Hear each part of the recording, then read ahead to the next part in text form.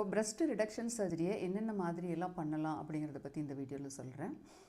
யூஸ்வலாக பிரஸ்ட் வந்து ஒரு ஹேங்கிங் ஸ்ட்ரக்சர். அதுக்கு வந்து பிளட் சப்ளை பார்த்திங்கன்னா செஸ்ட்டில் இருந்து தான் பிரஸ்ட்டுக்கு வரும். இந்த பிளட் சப்ளை வந்து மெயினாக ஒரு சில இடங்களில் ரொம்ப ப்ராமினெண்ட்டாக இருக்கும். அதாவது 12 o'clock பொசிஷனில், அப்புறம் 2 o'clock பொசிஷனில், அப்புறம் 6 o'clock பொசிஷனில், இந்த மாதிரி இடங்களில் பிளட் சப்ளை நல்லாயிருக்கும்.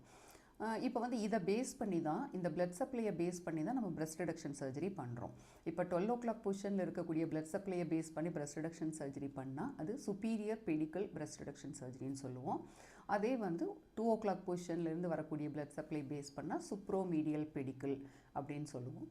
அதே 6 o'clock பொசிஷன்லேருந்து வரக்கூடிய பிளட் சப்ளையை பேஸ் பண்ணி நம்ம பிரஸ்ட் ரிடக்ஷன் சர்ஜரி பண்ணணும் அப்படின்னா இன்ஃபீரியர் பெடிக்கல் சர்ஜரி அப்படின்னு சொல்லுவோம். காமனாக நம்ம யூஸ் பண்ணுறது சுப்ரோமீடியல் பெடிக்கல் தான்.